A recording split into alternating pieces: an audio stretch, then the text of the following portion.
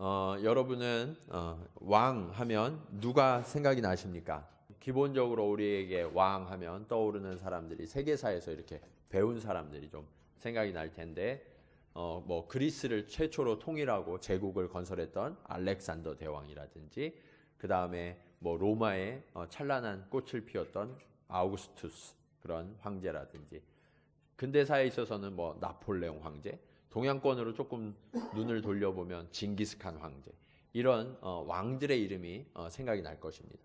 그런 왕들의 공통점이 무엇일까요? 그런 왕들의 공통점은 대제국을 건설한 왕들이라는 것입니다. 여러 나라들을 정복하고 땅을 많이 확장했던 왕들, 그런 왕들이 지금 제가 언급했던 그런 왕들입니다.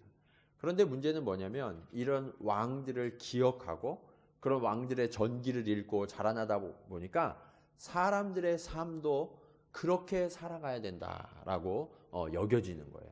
그래서 더 넓은 어떤 것을 내가 소유해야 할 것 같고, 더 강하고 더 많은 것을 가져야 할 것 같고, 더 높은 곳에 올라가야 한다는 것이 사람들의 뇌리 속에 은연중에 이렇게 침투하고 사람을 그렇게 점점 몰아가게 되죠.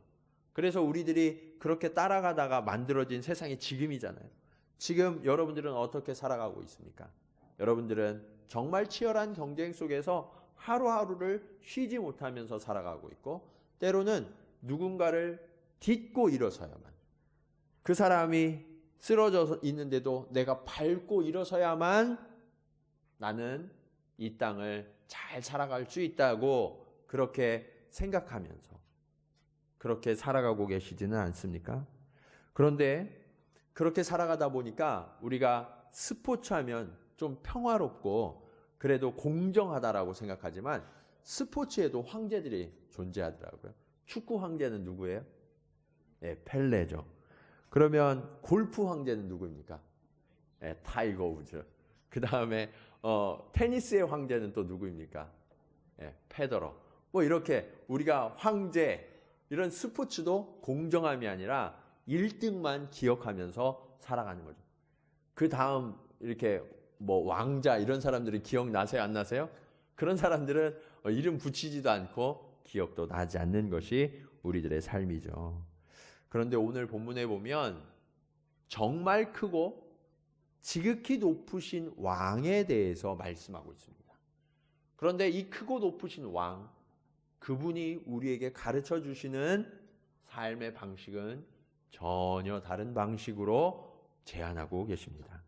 저는 이 치열한 경쟁 속에서 살아가는 저와 여러분들이 이제는 세상의 방식이 아니라 하나님의 방식, 말씀이 가르쳐 주시는 방식을 따르기로 결단하는 그러한 시간이 되기를 원합니다. 어떻게 하면 우리가 그런 주님의 방식을 따를 수 있는지 말씀을 통하여 교훈을 얻고자 합니다. 첫 번째로 예수님은 지극히 크고 높으신 왕으로 오셨다라고 말씀하고 있습니다. 오늘 본문의 바로 앞절이 몇 절이에요? 예, 30절이죠. 예, 30절에 보면 하나님의 천사가 나타납니다. 하나님의 천사가 누구에게 나타나고 있습니까? 예, 마리아에게 나타나고 있어요. 예수님의 어머니였던 마리아에게 나타나서 이야기합니다. 앞으로 이런 일이 일어날 거야 라고 가르쳐 주는데, 태어날 아기가 어떤 자가 될 거라고 이야기하냐면 큰 자가 될 거라고 이야기합니다. 이 큰 자라는 것은 헬라어로 메가스라고 그래요. 여러분 메가 이런 말 많이 들어보셨잖아요. 그렇죠? 이것이 이 메가스. 이 큰 자가 될 건데, 여기에서 말씀하시고 있는 이 큰 자가 될 거다라는 것은 단순한 축복이나 어떤 소망을 이야기하는 것이 아닙니다. 여러분들도 자녀를 낳으셨을 때, 태어났을 때 기도하거나 이렇게 축복해 주시잖아요. 그러면 우리 애는 정말 건강하고, 그리고 세상에서 지혜롭고, 그리고 형통한 자가 되었으면 좋겠다, 그렇게 축복해 주시잖아요. 그렇죠? 그런데 부모가 하는 축복과 오늘 천사가 이야기하는 것에는 차이가 있습니다. 그것은 뭐냐면, 부모가 자녀에게 주는 축복은요, 단지 바람과 소망이에요. 그렇게 됐으면 좋겠다라는 거죠. 그러니까 처음에 자녀들이 태어나서 보면 너무 이쁘잖아요. 이쁘고 또 말하기 시작하고 행동하기 시작하면 그 행동 하나하나가 너무나 사랑스러워요. 그래서 부모들의 반응이 어때요? 우리 애가 천재인가 봐. 네, 그렇게 생각한단 말이에요. 그래서 정말 말 하나에도 행동 하나하나에도 야, 정말 하나님이 이 아이를 어떻게 쓰실까 하는 기대하는 마음으로 바라봐요. 그런데 그 아이가 조금 지나서 학교에 가기 시작하고 그렇게 되면 부모의 처음의 기대가 어떻게 돼요? 네, 줄어들어요. 그러면서 부모님들이 그래요. 목사님, 우리 애가 평범하게만 컸어도 좋겠어요. 이렇게 변화하는 거죠. 왜요? 사람들의 기대와 소망이 그 아이를 그렇게 만들어줄 수가 없는 거예요. 그런데 오늘 천사의 이야기는 전혀 다른 이야기입니다. 누가 그렇게 기대하지 않아도, 소망하지 않아도, 누가 그렇게 만들어주지 않아도 지금 태어나실 이 예수 그리스도는 그 자체로 크고 높으신 분이다라고 선포하시는 거예요. 이것이 천사의 선포와 부모의 기대와 다른 점입니다. 또 한 가지의 차이가 있어요. 이 예수 그리스도에 대해서 오늘 본문은 뭐라고 이야기하냐면 32절에 보면 저가 큰 자가 되고 누구의 아들이라고 이야기하고 있어요? 예, 지극히 높으신 분. 지극히 높으신 분이 누구예요? 예, 하나님의 아들로 예수님이 오셨다라고 말씀하고 있습니다. 이 하나님의 아들로 예수님이 오셨다라는 이 사실은 세상의 그 어떤 권세와 높은 지위에 오르는 것과는 차원이 다른 것을 이야기하고 있어요.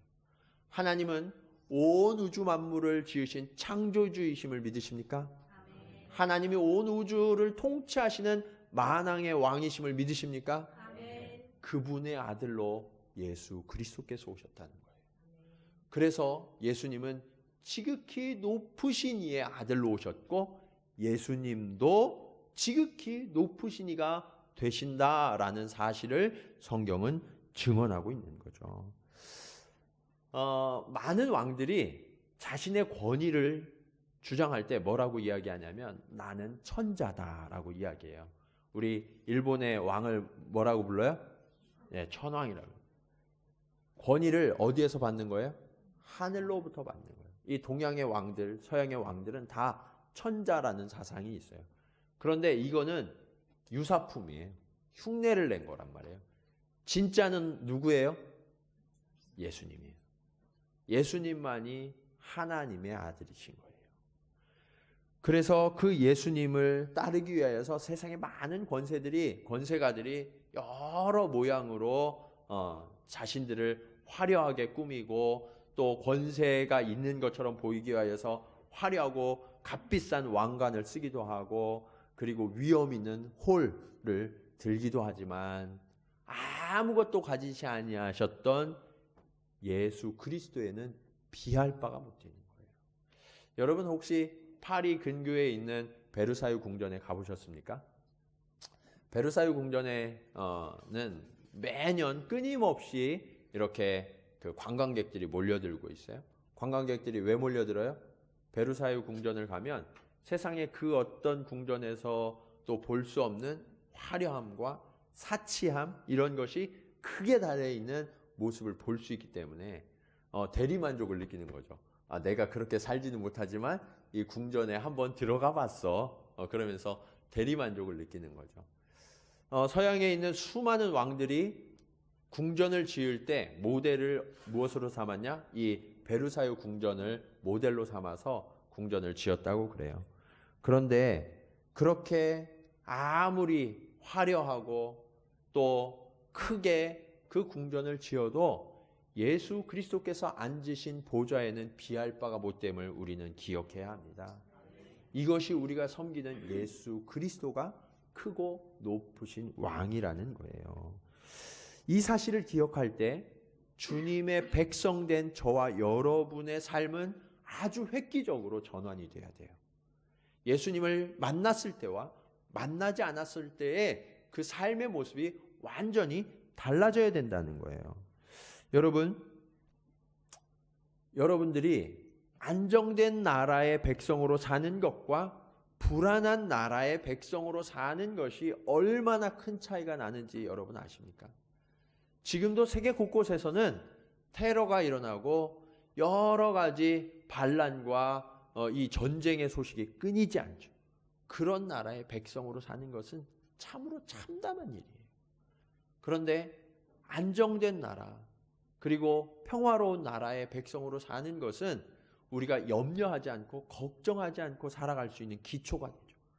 세상 나라의 백성으로 살 때도 그러한데 만왕의 왕 되시고 지극히 높으신 주의 백성으로 살아간다는 것은 우리에게 얼마나 큰 안정감과 평안을 주는 것인지 우리가 그것을 누리면서 살아가야 된다는 거예요. 그런데 문제는 정작 그 나라의 백성으로서 우리는 그 안정감과 평안을 누리지 못하면서 살아가는 분들이 참 많더라는 거죠. 우리가 그 나라를 의식해야 되는데 살아가면서 그 나라를 의식하지 못하는 거예요.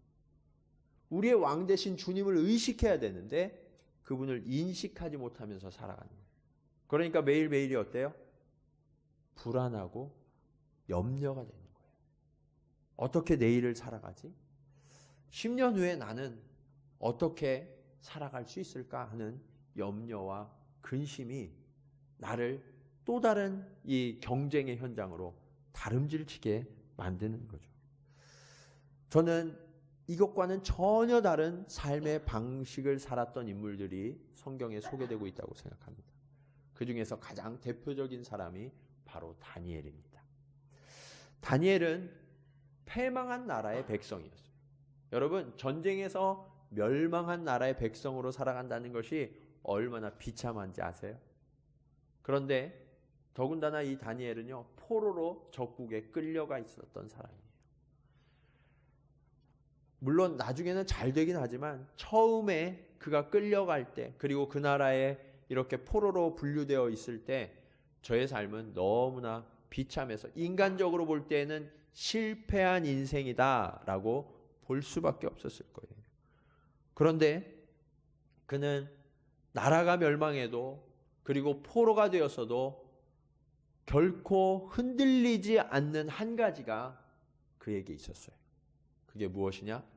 나는 세상 나라가 아니라 하나님 나라의 백성이다라는 사실이에요. 이 사실을 신뢰했기 때문에 다니엘에게는 이후에 놀라운 변화가 일어나기 시작합니다. 다니엘은요, 처음에 바벨론 왕 느부갓네살에 의해서 발탁되어서 총리가 됩니다. 그가 총리가 되고 난 이후에 이 나라가 정말 이렇게 경성해야 되는데 무슨 일인지 계속해서 어려움을 겪어요. 그리고 바벨론의 이 느부갓네살 왕이 죽고 이후에 벨사살 왕이 등극합니다. 그때에도 다니엘은 여전히 총리가 돼요. 그런데 이후에 이 나라가 멸망하고 말죠. 세계를 제패했던 강국이었는데 이 강국이 하루아침에 그냥 멸망해버리고 만 거예요. 어느 나라에 의해서 멸망했냐? 메대에 의해서 멸망하거든요. 이 메대에 의해서 멸망하고 나서 메대 왕이 다리오 왕이었어요. 이 다리오 왕이 적국의 총리였던 다니엘을 어떻게 해야 할까요? 인간적인 관점에서 보면 제일 먼저 제거해야 될 대상이 다니엘이에요. 그런데 어떻게 했어요? 다리오 왕이 이 다니엘을 선대해서 자신의 나라의 새로운 총리가 되게 한 거예요. 나라가 바뀌었는데 그 나라에 여전히 총리가 되어 있었던 거예요. 그리고 이 메대가 멸망하면서 정권이 또 바뀌어요. 그래서 페르시아 나라가 등극하게 되고 그 나라의 왕이 고레스 왕이에요. 이스라엘을 포로에서 풀어줬던 이 고레스 왕. 이 고레스 왕 역시 다니엘을 총리로 씁니다. 여러분, 4명의 왕이 바뀌는 동안에 왕국이 3번이나 바뀌었거든요. 그런데도 변함없이 다니엘은 높은 지위에서 나라를 다스리고 있었어요. 이런 일이 어떻게 가능하죠? 세상의 이치로는 도저히 불가능한 일이 다니엘에게 일어나고 있었던 거예요. 그럴 수 있었던 이유는 딱 한 가지.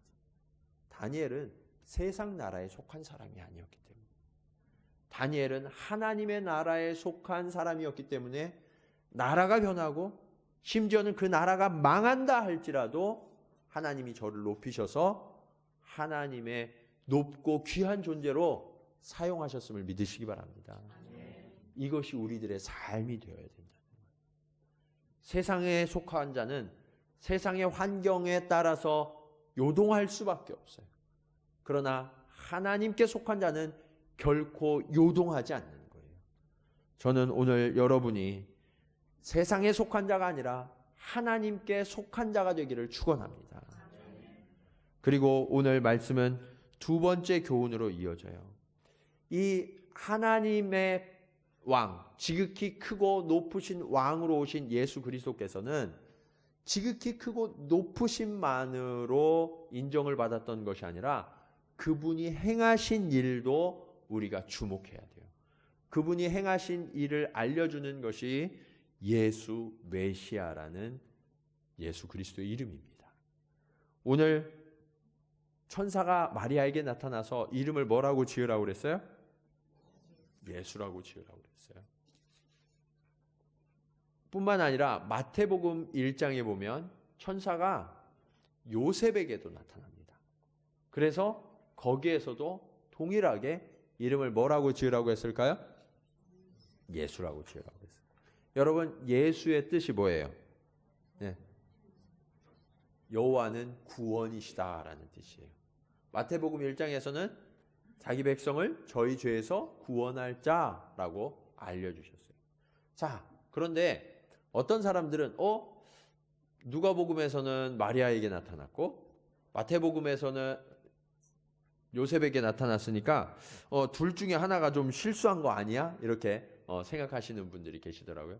그런데 그런 게 아니라 이제 천사가 요셉에게도 나타나고 동일하게 마리아에게도 나타난 거예요. 엄마 아빠가 두 사람 다 확신 가운데에서 자녀를 탄생을 축복하고 그리고 길러낼 수 있도록 그렇게 천사가 와서 알려준 거죠. 동일하게 무엇을 알려준 거예요? 지금 태어날 아기가 예수 그리스도이고 저는 하나님의 아들이다라는 사실을 가르쳐 주는 거예요. 이 예수 그리스도는 그 이름에서 보는 것처럼 하나님이 예수 그리스도를 통하여서 우리 가운데 행하실 일, 저의 목적과 사명을 분명하게 가르쳐 주는 이름이 된 거예요. 여러분, 우리가 예수님을 왜 믿습니까? 여러분이 왜 예수님을 믿고 따르죠? 그것은 바로 예수님이 이 땅 가운데 오셨기 때문이 아니라 저와 여러분을 위하여 십자가에서 죽으시고 사망 권세를 이기시고 부활하셔서 그 부활의 열매를 저와 여러분에게 동일하게 주셨기 때문인 줄로 믿으시기 바랍니다. 예수님의 이름이 담긴 의미가 바로 그거예요. 메시아라는 이름이 바로 그거예요. 그런데 이 메시아는 또 다른 표현을 가지고 있는 거예요. 메시아는 기름 부음을 받은 자라는 뜻인데 세 종류의 사람이 기름 부음을 받습니다. 하나는 왕이에요. 왕이 처음으로 등극할 때 대관식에서 기름을 부어서 왕이 됩니다. 두 번째는 제사장이에요. 하나님의 임명을 받은 거룩한 제사장이 기름을 부어서 임명을 받습니다. 마지막은 선지자예요. 하나님의 메신저, 그들이 기름을 부어서 하나님의 말씀을 세상 가운데 선포하도록 임명받아요. 그런데 이 메시아는 왕이요, 제사장이요, 선지자인 이 세 가지의 기능을 다 가지신 왕으로, 그러한 분으로 이 땅 가운데 오셨다라는 것을 상징해요. 예수님이 이 조건을 충족시키시는 유일한 분이세요. 그래서 예수님은 이 땅 가운데 오셔서 전혀 다른 방식으로 세상을 이기시고 세상을 통치하셨던 거예요. 세상의 왕들, 우리가 떠올렸던 그러한 왕들의 모습은 어때요? 가능하면 화려한 옷과 왕관을 써서 치장합니다. 그래서 자신을 돋보이려고 해요. 그러나 예수님은 어떠셨어요? 세상 가운데 가장 낮고 겸손한 곳에 오셔서 그리고 가장 연약한 모습으로 우리 가운데 서셨던 분, 그분이 예수 그리스도 아닙니까? 그리고 세상의 왕들은 권력과 힘을 자랑해요. 그러나 주님은 단 한 번도 그러한 것을 자랑한 적이 없으세요. 오히려 섬기시고 낮아지시고 그리고 자신의 모든 것을, 심지어는 물과 피를 다 쏟아서 내어주셨던 분, 그분이 예수 그리스도 아닙니까? 예수님이 크고 높으시다는 것은 세상의 왕들과는 전혀 다른 통치 방식을 행하시는 것으로 우리에게 가르쳐주고 계시는 거예요. 여러분, 만약 예수님이 이렇게 세상을 구원하시지 않으셨다면 우리는 여전히 치열하고 그리고 누구를 짓밟아야만 하는 그러한 삶을 살아야 될지 몰라요. 그러나 하나님의 그 하늘의 방식이 이 세상에 깃들도록 주님은 우리에게 보여주셨고 그리고 그 뒤를 따르라고 명령하고 계시는 것입니다. 주님은 스스로에 대해서 나는 양의 문이다 라고 말씀하셨어요. 그러면서 요한복음 10장 10절에 내가 온 것은 양으로 생명을 얻게 하고 더 풍성히 얻게 하려는 것이다 라고 말씀하셨습니다. 여러분, 주님을 믿으면요 구원을 얻죠. 그런데 이 구원은요 간신히 천국에 들어가는 그런 구원이 아니라는 거예요. 더 풍성한 구원. 하나님이 우리에게 얼마나 위대하고 놀라운 일들을 행하여 주시는지 그것을 누리고 바라보고 할 수 있는 그러한 구원이다라고 주님은 약속하고 계시는 거예요. 그것이 주님이 우리에게 보여주신 천국의 의미, 하나님 나라의 의미예요. 그래서 여러분, 우리는 그 하나님의 나라를 지금도 누리면서 살아가야 돼요. 지금도. 언젠가 우리가 죽어서 하늘나라에 갔을 때 그때만 천국을 누리는 게 아니라 지금도 그 천국을 누리면서 생동하고 역동하는 그러한 그리스도인으로 살아가도록 주님은 우리를 초청하시는 거죠. 여러분, 하나님께서 우리에게 예수 그리스도를 통하여서 열어놓으신 이 길, 그것은 예수님만이 할 수 있는 일이 아니라 이제는 예수님을 믿는 저와 여러분들도 동일하게 따라갈 수 있는 길이 된 거예요. 그것을 위하여서 주님이 우리에게 주신 게 있어요. 그게 뭐냐? 우리의 은사와 우리의 재능, 우리의 직업, 그리고 여러분들이 처해 있는 환경들이에요. 그것을 통하여서 그 일들을 행하도록 하셨죠.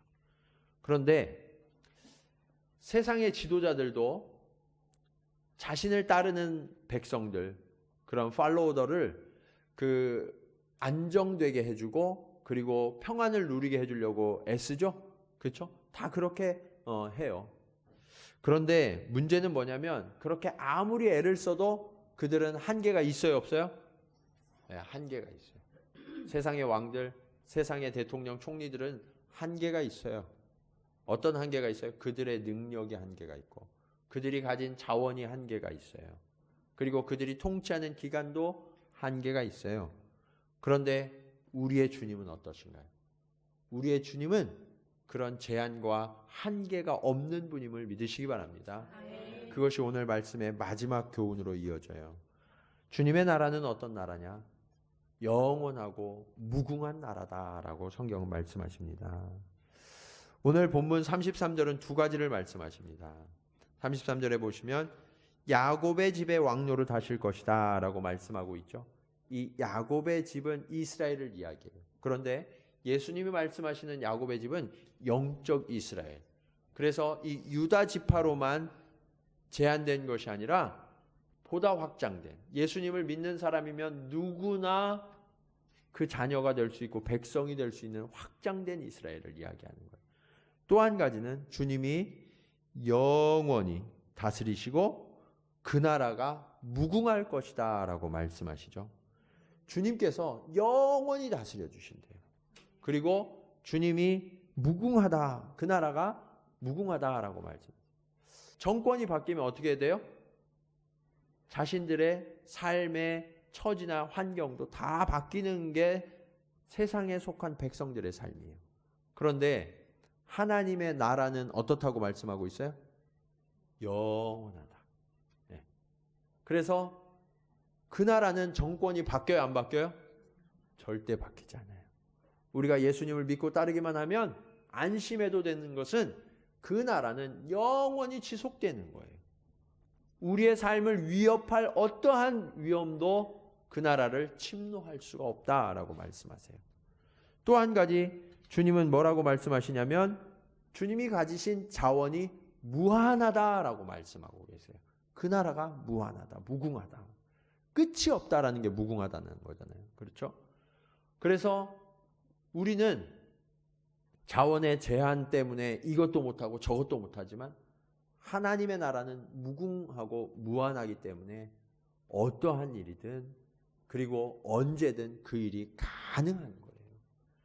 우리가 그 나라에 속했다는 사실이 이토록 놀라운 변화를 우리에게 주는 거죠. 우리가 그 나라를 바라봐야 돼요. 그 나라를 인식해야 돼요. 그러면 저와 여러분의 삶이 달라질 수 있는 거예요. 다니엘처럼. 여러분 식사하실 때 배가 너무 고픈데 정말 좀 이렇게 풍성하게 많이 먹고 싶어요. 그러면 식당을 어디로 가세요? 네? 주로 막 마음껏 먹을 수 있는 장소가 어디예요? 네, 뷔페죠. 네. 끊임없이 많이 먹을 수 있는 그런 뷔페에 사람들이 가는 걸 좋아해요. 근데 제가 일본에 오니까 뷔페가 너무 아쉽게 시간 제한이 있더라고요. 네, 한국은 시간 제한이 없는 데가 많은데 여기는 시간 제한이 있어서 근데 감사한 것은 그나마 뭐 이렇게 90분, 2시간 이렇게 되더라고요. 그러니까 그 안에 뭐 충분히 먹고 나올 수 있죠. 근데 더 안타까운 사실이 있어요. 그게 뭐냐면 아무리 음식이 많고 시간이 많아도 한계가 있는 게 있는데 그게 뭐냐면 내 배가 한계가 있어요. 그래서 더 이상 먹을 수가 있어요, 없어요? 없어요. 한계가 있는 거예요. 그런 한계가 있어요. 누리라고 그렇게 베풀어줘도 누릴 수 없는 존재가 바로 저와 여러분이라는 거예요. 그런데 우리는 자꾸만 더 많은 거, 더 큰 거, 더 높은 거 그것을 가지려고 하다 보니까 어떻게 돼요? 밥을 많이 먹고 배부른데 계속 먹으면 어떻게 돼요? 배탈이 나죠. 그런 거죠. 배 터져요. 거기까지 드셔보셨나 봐요. 그런데 배탈이 나는 것처럼 우리가 우리의 한계에도 불구하고 더 많이 가지려고 하고 더 높아지려고 하니까 인생에서도 탈이 나는 거예요. 그런데 유일하게 탈이 나지 않는 나라가 있어요. 그게 하나님의 나라예요. 하나님의 나라 백성 되어서 하나님께서 그 자녀에게 주시는 것은 결코 탈이 나지 않아요. 하나님은 가장 좋은 것을 우리에게 베풀어 주시는 분임을 믿으시기 바랍니다. 그래서 우리가 세상을 살아갈 때 두려워하거나 염려하지 않고 살아갈 수 있는 거예요.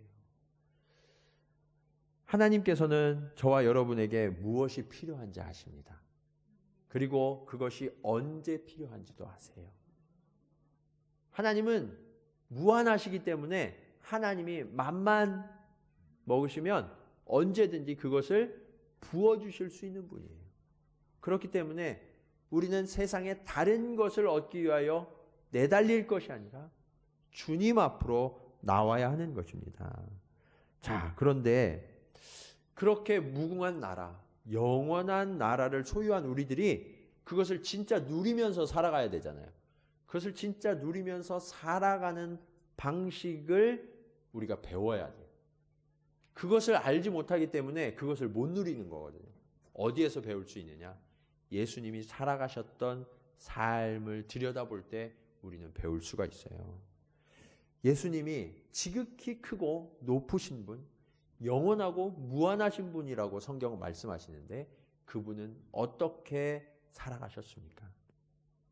주님은요, 그분의 지극히 크고 높으심을 그리고 그분의 영원하고 무한하심을 나눔과 베풀음을 통하여서 사용하셨어요. 그럴 때 하나님의 나라가 더 커진다라고 주님이 보여주신 거예요. 여러분, 무인도에 가보셨나 모르겠어요. 네. 사람들이 뭐 요즘 정글의 법칙 뭐 이런 한국의 프로도 있어서 무인도에 가는 뭐 이런 꿈도 막 꾸는 사람들도 있던데, 무인도에 만약 혼자가 있다 그러면 어떨까요? 네, 혼자가 있다. 별로 좋지 않을 거예요. 그렇죠? 네, 혼자가 있다. 주변에 많은 사람들과 함께 있을 때 그것이 진짜 축복이지, 아무도 없고 내 혼자서 거기에 영원히 산다 그러면 그게 더 이상 축복이 안 될 수 있어요. 아무리 영원해도. 또 한 가지, 하나님의 축복이 무궁하다는 거죠. 무궁한데 아무도 없이 내 혼자서 그 무궁한 것을 다 갖고 있다 그러면 그게 뭐예요? 그것도 결코 축복이 될 수 없어요. 영원함과 무궁함이 축복인데 이 축복을 제대로 사용하려고 그러면 그것을 함께 나누고 베풀 때 그때부터 의미가 있다라고 주님은 가르쳐주고 계시는 거예요. 여러분, 우리 집사님들 중에도 사업하시는 분들이 계신데, 사업하실 때 저는 우리 집사님들이 그 사업이 형통하셨으면 좋겠어요. 그런데 우리가 하나님 앞에 질문해야 돼요. 하나님이 왜 여러분의 사업을 형통케 해주셔야 합니까? 하나님 앞에 대답 한번 해보세요. 하나님, 내 사업을 하나님이 형통케 해주셔야 되는 이유가 이거입니다 라고 대답할 수 있어야 된다. 직장 생활하시는 우리 집사님들은 직장에서 승진하고 지금 내가 하고 있는 이 프로젝트가 잘 돼야 되잖아요. 그러면 왜 잘 돼야 되는 거예요? 내가 왜 직장에서 승진하고 높아져야 되는 거예요? 하나님 앞에 대답해 하셔야 되는 거예요.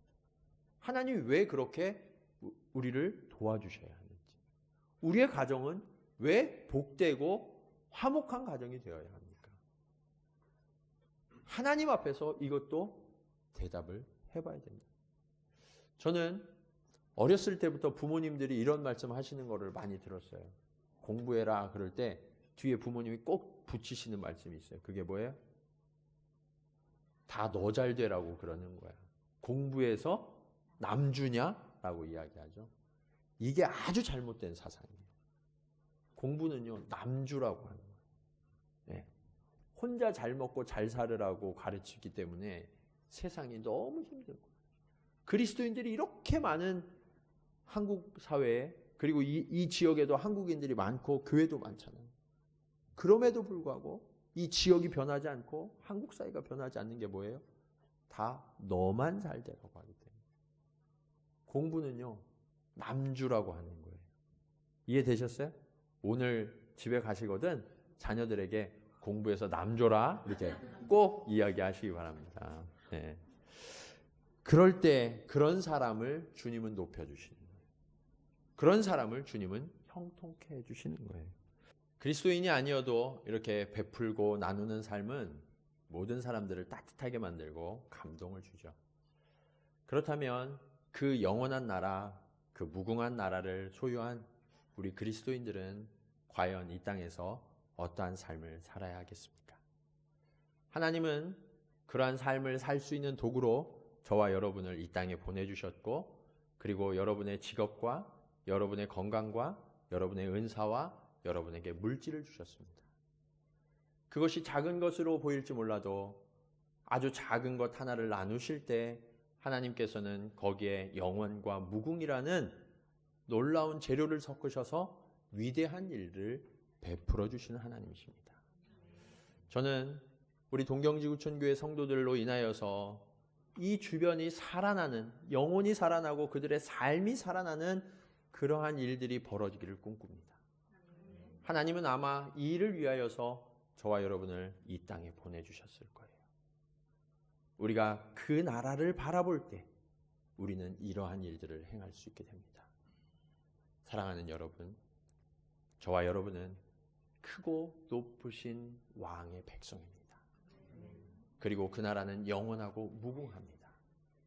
이제 그 크고 높으심과 그 영원하고 무궁하심을 보여주는 주님의 백성으로서 이 땅 가운데 아름다운 주님이 사용하시는 도구로 살아가시기를 주님의 이름으로 간절히 축원합니다. 기도하겠습니다.